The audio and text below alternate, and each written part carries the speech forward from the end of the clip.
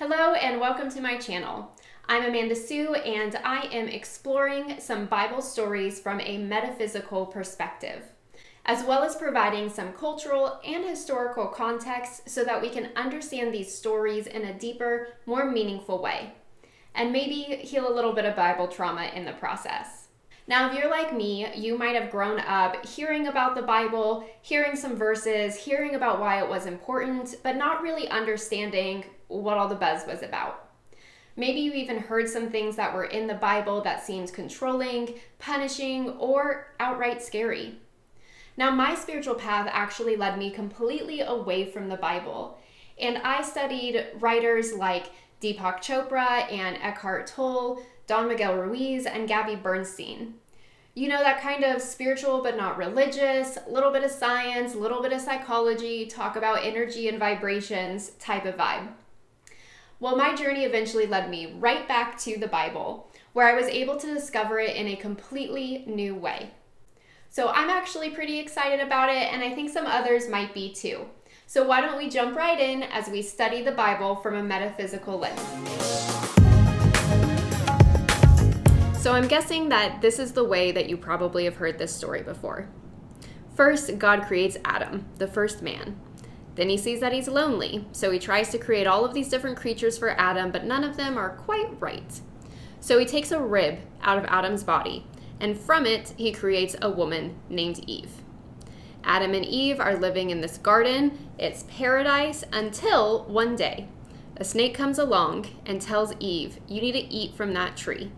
And Eve says, "God told me not to," but the snake said, "You should do it anyways." So Eve takes a bite of the apple, hands it to her husband Adam, he eats it too, and lo and behold, they get kicked out of the garden, and that is what we call the fall of man and original sin. Sound familiar?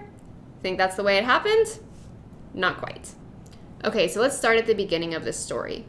First, we are told that God formed man from the dust of the ground, then breathed into his nostrils the breath of life, and man became a living being.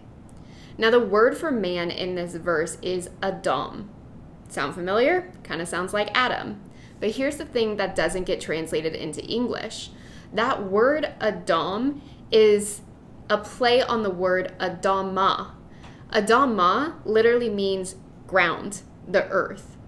And so calling man Adam is a play on the word Adama, which means earth, so it kind of relates back to the fact that Adam, the first man, Adam, was made from the earth, made from the ground. And then we're also told that God breathed into his nostrils the breath of life. So we're seeing this dual nature, man made from the ground, Adam, and also having the breath of life, the breath of God within. Now, this word Adam doesn't necessarily apply or infer gender.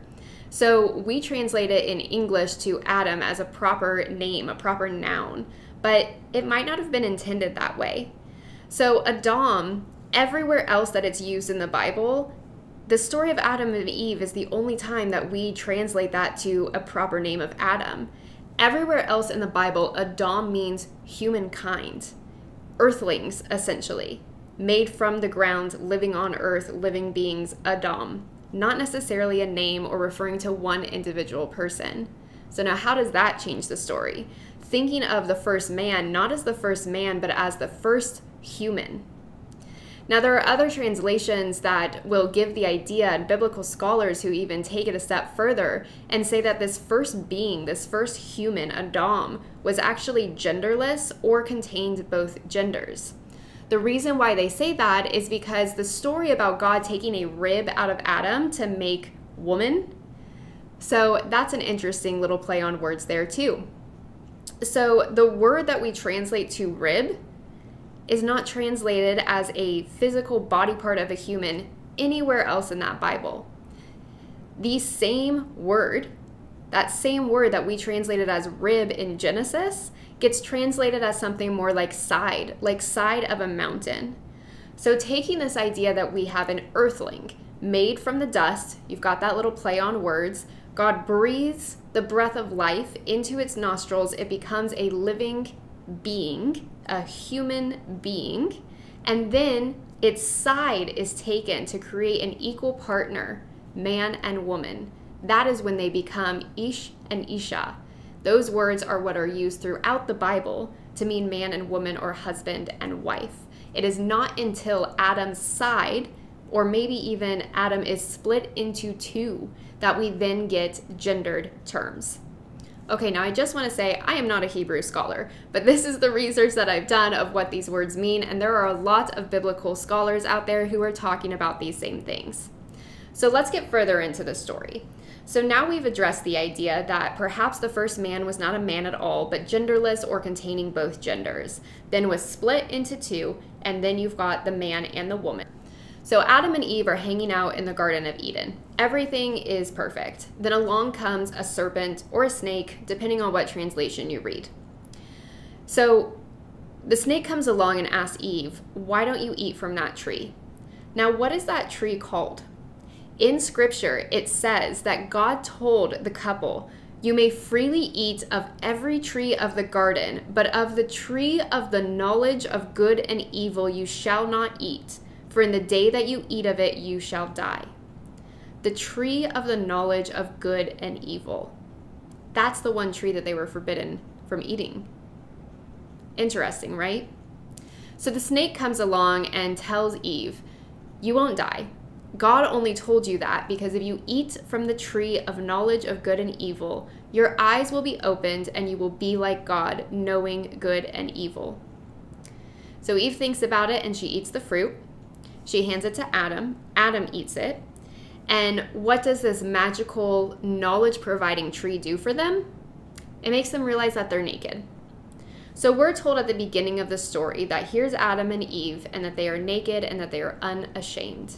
Then they eat from the tree of the knowledge of good and evil, and all of a sudden, the big thing that happens is they realize that they're naked, and they hide.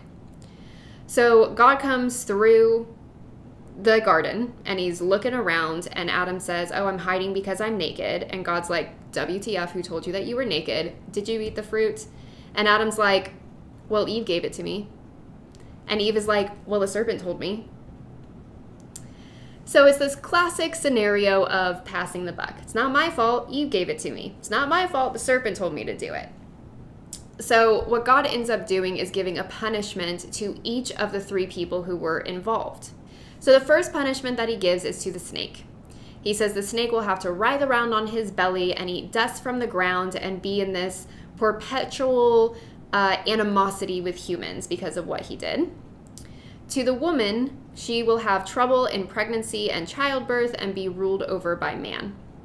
And to the man, he is punished with having hard effort to be able to raise crops from the ground. So essentially he has to work hard and toil all the days of his life, and the ground will not easily bear fruit and nourishment the way that it is in the Garden of Eden. Then they are cast out from the garden. God actually makes clothes for them and clothes them, and then sets up guards so that they can never return into the Garden of Eden. There's also a really interesting line after they get cast out of the garden. It goes like this. God says, "See, the humans have become like one of us, knowing good and evil, and now they might reach out their hands and take also from the tree of life and eat and live forever." Now, isn't that interesting? God says, "See, the humans have become like one of us." Who is us? Who is God talking to? Other gods? Maybe. They've become like one of us, knowing of good of evil. Now they might also take from the tree of life and eat and live forever. So it's essentially telling us in this passage that the reason Adam and Eve were evicted from the Garden of Eden is because God didn't want them to also eat from the tree of life and live forever. Fascinating. Okay, so before we dig into, or while we dig into this story, there's a few important points that I want you to know. Number one, we need to remember that what we are studying right now is the Hebrew Scriptures, the book of Genesis in the Hebrew Scriptures, what Christians commonly refer to as the Old Testament. But way before Christianity was a thing, way before Jesus was even born, like thousands and thousands of years before that, the people of ancient Israel told these stories and wrote them down and taught them for generations and generations and generations. So the question is, why did the people of ancient Israel tell the story of Adam and Eve in this way? So the book in Genesis, by and large, is the story of a people's history. It's the people of ancient Israel talking about their past. So the way that if we were telling stories about the history of the United States, the history of us as Americans, we might tell stories about the Boston Tea Party or Paul Revere, right? So in that same way, the people of ancient Israel were telling their stories about the beginnings and the origins of them as people. And so it all traces back through the lineage. So much of the lineage is in the book of Genesis. That's really what the book is doing, is showing the beginnings of Israel as a people. And so they trace their lineage back all the way to the mother and father of Israel, Abraham and Sarah. Adam and Eve takes place long before Abraham and Sarah. It takes place in an unknown time. We're just told it was in the beginning. So before their culture, before their own Genesis as a group of people, this is what happened long ago. So we ask the question, why did they tell the story in this way? Well, throughout time, humans have been asking some of the same questions, right? What is God? What does it mean to be human? How do gods and humans interact, if at all? Well, those same questions were being asked by these people. And this story could have been a way to try and answer those questions. So we can't know what the original storyteller intended. Just like all great stories throughout history, there are a variety of meanings and interpretations that we can extrapolate from the story of Adam and Eve. But we have to look at this not as a literal, factual story of the first man and the first woman. We look at it instead as a myth. Okay, now when I say myth, I do not mean myth the way that we use it commonly in our language today. I do not mean, oh, that's a myth, as a way to like dismiss it. Like, oh, that's a myth, that's not true, it didn't happen, so like it's irrelevant. That's not what I mean. A myth, according to Marcus Borg, a biblical scholar, is a metaphorical narrative about the relation between this world and the sacred. Myths do not have to be factually, literally true to contain truth within them. There are a lot of ancient and modern day myths that we still talk about and perpetuate as a society that teach great lessons, and we never bother to concern ourselves of whether it actually happened or not. Think, for example, about the story of the boy who cried wolf, which was written way longer ago than you probably think it was. So if you're not familiar with the story, it's basically a boy makes up that wolves are coming to town. They're on the borders of their community and the wolves are going to come eat everybody. So everybody panics and runs. Turns out the boy was lying. So then he does it a second time. And once again, people are terrified, so they leave. Turns out the boy was lying again. So then the third time, there actually are wolves on the prowl. And they're casing the town and they're about to attack, and the same boy ends up being the one to see them. He comes into town and he tells people the wolves are there, and they don't believe him because he's already lied about it twice before. Okay, so when you hear that story, it's easy to kind of get the lesson out of that, right? This is why telling the truth matters, because if you don't tell the truth, and the one time that you actually are telling the truth and people need to pay attention, they're not going to believe you. That is a myth. That doesn't mean that there's not a great lesson in the story. It also doesn't mean that it didn't actually happen, but it probably didn't. The point is, we do not hear that story and then concern ourselves with whether there was actually that town and actually that little boy who cried wolf. That's missing the point. So when we look at Adam and Eve, we are looking at it through the lens of a myth, a metaphorical narrative meant to convey some type of message, some type of lesson, some type of story that goes beyond just the natural way of seeing things, right? It's using metaphor, it's using imagery, it's using all of these different literary devices to communicate a message that's memorable, that means something deep. Okay, so that's your context, right? Here's the story as it appears in the Bible. The people of ancient Israel were the people who told this story. It comes before the lineage piece of it. I mean, it starts the lineage piece of it, but it's a time long before, right? So it's kind of an origin story, or the origin story before the origin story. Anyways, doesn't matter. My question is if ancient people were trying to answer certain questions, What would lead to a story like this? So we talked about those questions that we've always asked, right? What is God? What does it mean to be human? What's our relationship with the sacred? So the people of ancient Israel wanted to ask questions or wanted answers to questions like, where did we come from? What makes us different from all of the other animals? Why do we wear clothes? Why do snakes slither on the ground, and why are people afraid of them? If God is good, why is there suffering? Why is there pain during childbirth? Why are these things named the things that they're named? So if you were an ancient person who wanted to answer some of those types of questions, Adam and Eve could be a story to help answer some of those questions. So this whole story, the way that we mostly know it in our context today, is as the fall of man and as original sin. So I want you, if you get a chance, to check out and read for yourself Genesis 2 and 3. Because nowhere in that does it use the language of the fall of man, and nowhere in it does it even talk about Adam and Eve sinning. And it definitely does not say that that sin was transmitted through childbirth to all of the rest of humanity. So what is it saying? So the fall of man and original sin were from early Christian theologians. So this is still thousands of years after Genesis was written, thousands of years of the people of Israel studying this text. Then the Christians came along and said, oh, this is the fall of man and this is original sin. So let's just take that language for a second, because obviously something happened here, right? Adam and Eve are living in paradise in the garden. They eat the fruit of the tree of knowledge of good and evil, and then they are cast out of the garden. So obviously something happened, but what exactly happened?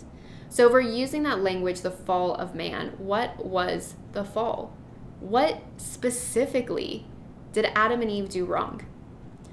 So biblical scholars have a few different ideas. The debate's still going on today, because of course it is. So number one, was what Adam and Eve did wrong was disobeying God. God told them not to eat from that tree, and they did, so that's why they were punished. That's a possible answer. And the lesson, if that were the answer, would be about obedience to God, doing what God says, because I said so. So that's an interesting one, because I don't know if anybody else had the experience of growing up with a parent where when you asked to do something, they would say no, and when you asked why, they would say, because I said so. That idea of blind obedience is kind of dying in today's culture, and the idea of blind obedience can be quite harmful when we look at human history.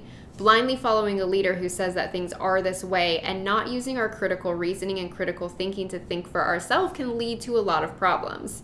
But this is God that we're talking about. Or is it? Was Israel, ancient Israelites, telling this story in a way that God is a metaphor within the story itself? Who knows? Okay, so that's one idea, that the fall, the thing that Adam and Eve did wrong was disobeying. Here's another idea. Was it hubris? The serpent or snake told Eve, God only doesn't want you to eat that because if you do, you will be like he is, knowing good and evil. So was it the desire to be more like God, this hubris that we could be more than what we are? Is that what the problem was? Or another idea that biblical scholars offer was the thing that Adam and Eve did wrong, listening to somebody else to make their decisions for them. So we're told that the serpent, the snake, he's a little crafty. And so he tells Eve this message, tells her the story basically about how you're not going to die if you eat that fruit, like God said. You're going to be like him. And so Eve takes the serpent's word for it and eats it. Then she takes it to Adam and said, see, I ate it and nothing bad happened to me. And so Adam says, okay, and eats it too. So is that what the fall was? Is that what the original sin was? Was taking somebody else's ideas, somebody else's input to make your decisions for your life? So another idea was that what the fall is it's a valuing of appearances over the spiritual. So here are Adam and Eve, the first man and woman, according to the story. So They're living in paradise. They're living in the Garden of Eden. Everything they could ever need is there. There's peace, there's harmony, there's all of these lush fruit trees, all of these things that they can eat. It's paradise. They don't have to worry about anything. But then the snake comes along and he says, trust what I'm saying, that you will know the difference between good and evil if you eat of this fruit. And so is the problem that instead of believing the spiritual truth represented by God, Eve believes the manifest 3D limited reality that the snake represents. Then there's another theory, and this is the theory that Marcus Borg seems to lean towards, and a lot of people tend to lean towards, if I'm being honest, and that is that the fall wasn't exactly that we did something wrong, but it's a natural side effect, a natural consequence of the dawn of consciousness. So that it's not that we made a mistake. It's a way to explain how we got to where we are as conscious, self-aware human beings. I remember reading this book once where it talked about how the goal of every psychologist is to fill in the blank of this question. Humans are the only animals that blank. So as we explore what it means to be human, questions that we ask today, questions that we've asked throughout all eternity, is this how the people filled in the blank? What it means to be human is that we have consciousness.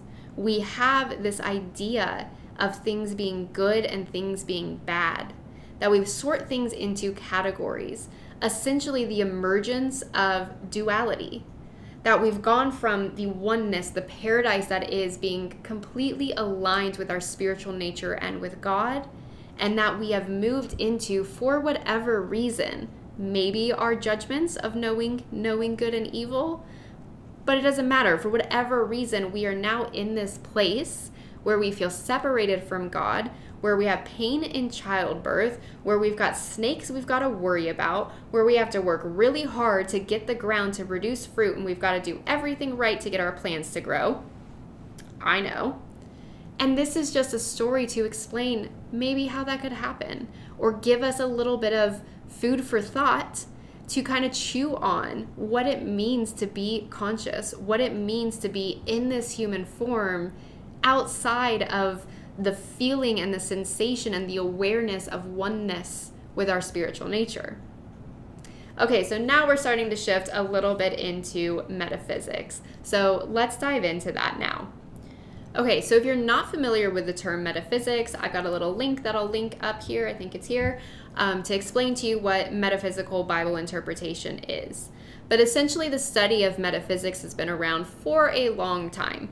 The very first Christian theologians who talked about the fall and original sin, around that exact same time, we had people like Origen, also an ancient Christian theologian, who was starting to do metaphysical interpretation.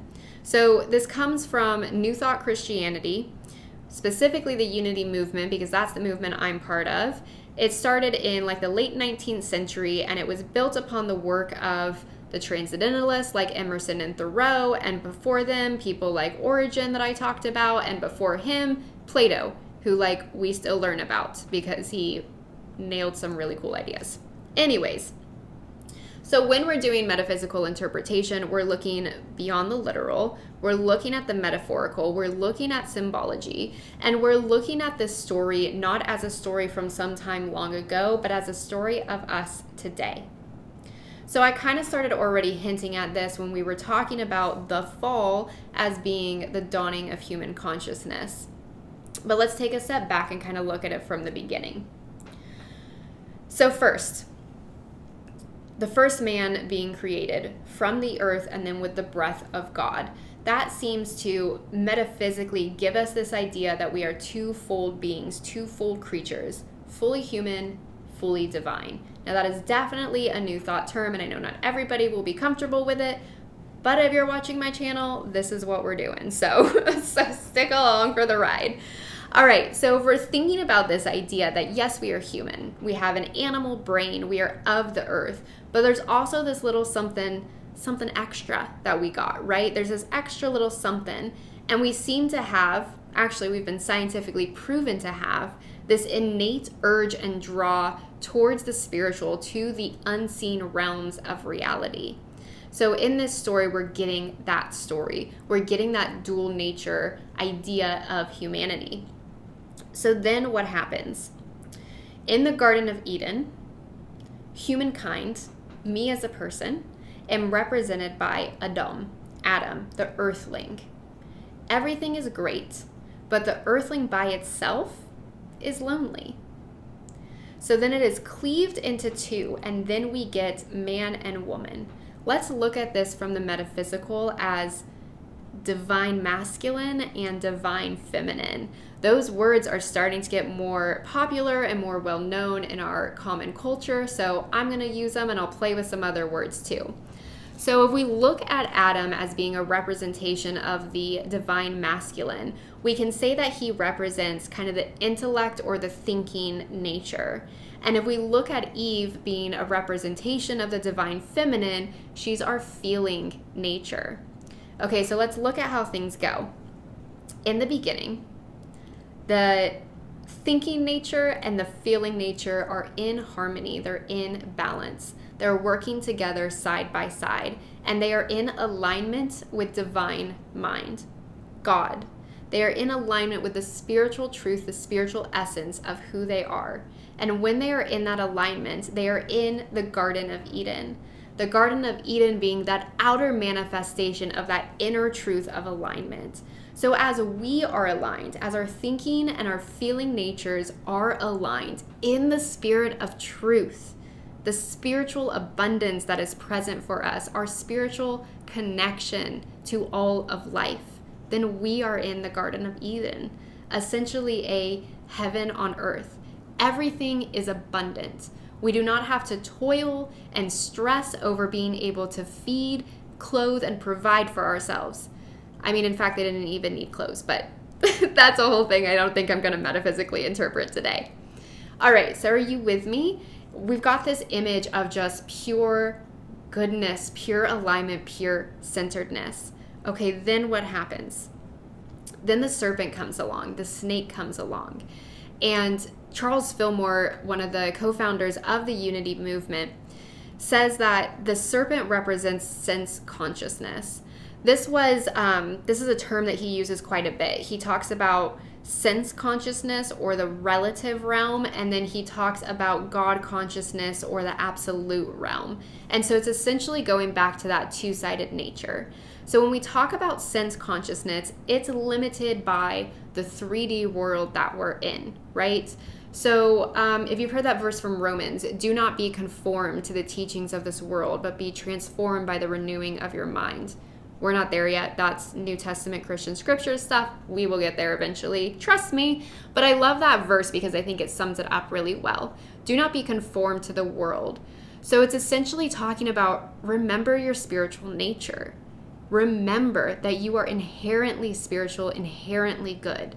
But here's sense consciousness, the ways of the world represented by the snake that tell us if you eat from this tree, eating, of course, easy analogy, absorbing, taking it in.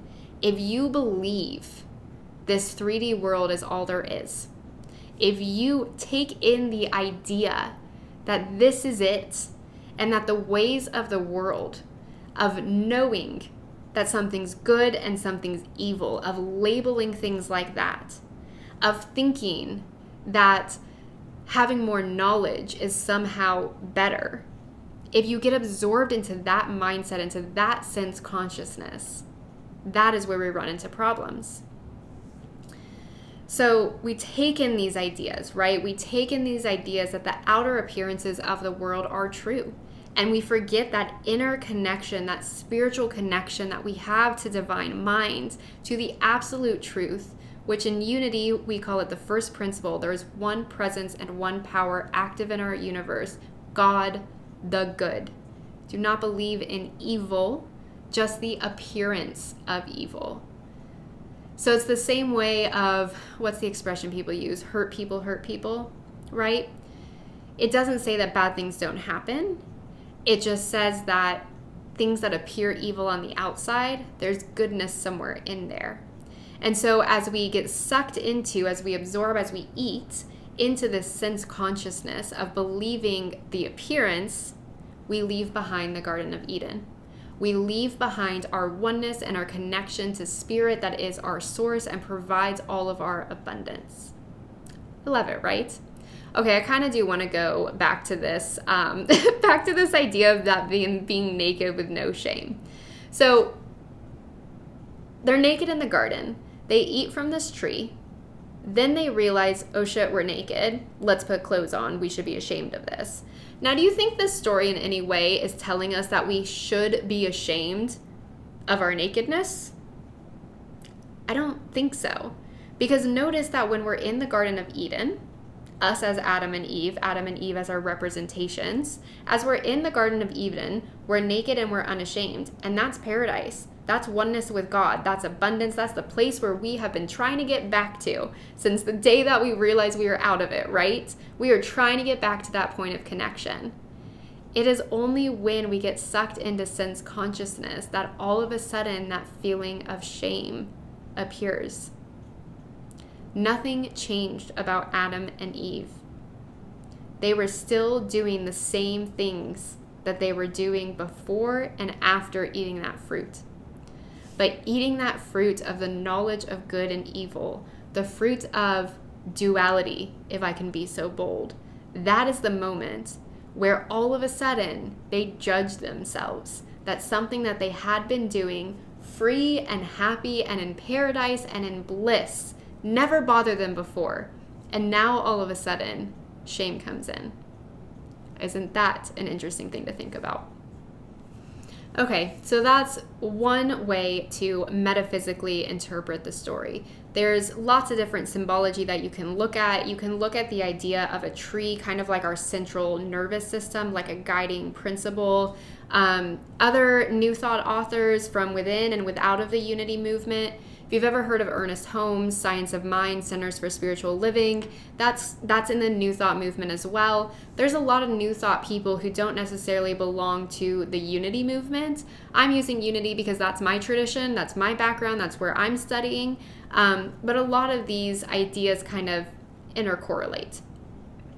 So if you're looking to do some metaphysical interpretation of your own, I've got resources for you. I'll put those down in the description, and they're also in my video about what is metaphysical Bible interpretation. But I hope that this has given you a new way of looking at the Adam and Eve story. One where it's not about how dare the woman tempt Adam to eat the fruit, and that's why we have pain in childbirth, and the woman was made from the rib of Adam, and that's why women are lesser. First of all, the Bible doesn't really say that. Yeah, you could interpret it in that way, but you've got to remember that this was a creation of a certain people at a certain time. And just like we're living in the patriarchy today, the people of ancient Israel were really in the patriarchy.